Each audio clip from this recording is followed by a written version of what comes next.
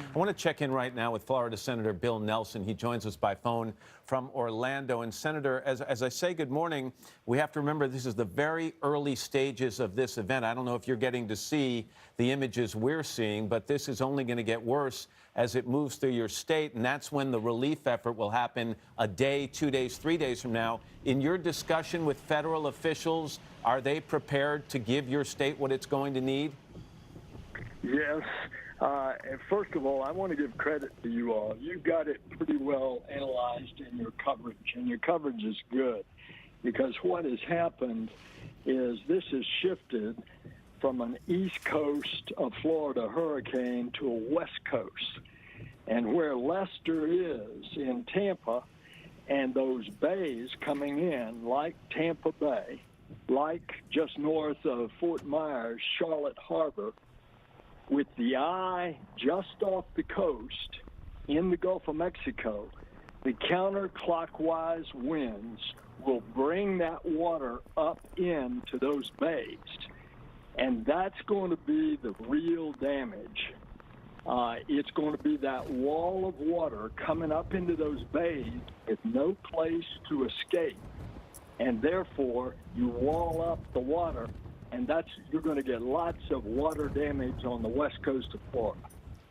And sir, I mean, when we look at these images, we just know and worry about what's to come. And to Matt's question, I mean, it is FEMA, our federal officials, do you feel confident they have what they need to be able to weather the storm and respond to the aftermath?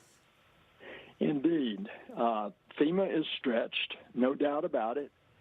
People that they were going to send to Texas, they held back. Some of them are already in Florida. I was with one of them in Tampa. I'll be again there today in the Emergency Operations Center. They're pre-positioned. Their supplies are pre-positioned. But this is a massive storm. There's going to be a lot of damage. It's going to be a long time coming in the aftermath of the storm. But FEMA is positioned. The levels of government, state, federal, local, they're all working together. You must be pleased, Senator, by the fact that so many people in your state heeded the warnings. An evacuation of some 6 million people in Florida. So the message got out and people listened to it. Especially in the Keys. Matt, I think there are only about 10,000 people left in the Keys out of a population of 150,000. That's substantial. Interestingly, the reverse of that, people were evacuating from the southeastern coast, Miami, etc., thinking they could go to the west coast. The reversal started yesterday when people realized it's going to come up the west coast. Now they were suddenly clogging the roads going the opposite way, going from west to east. And sir, I mean, I know you've lived through quite a few of these. How does this compare in terms of what you expect in size and scope? Well, the monster was Andrew 25 years ago. The difference now is that in Andrew, it was utter chaos. Nobody was prepared. FEMA wasn't prepared. Local governments weren't.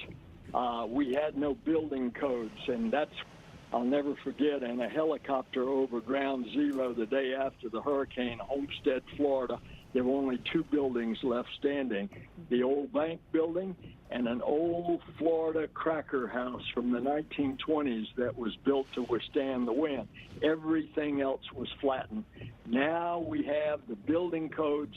I think you'll see the intensity of this wind is also less than Andrew. The damage on this one up the west coast is going to be the water. Well, Senator, I know you're going to be working the phones when this storm passes through to make sure that the resources the people of Florida desperately need are delivered, and we appreciate you taking some time with us this morning. Thank you, sir. Thanks.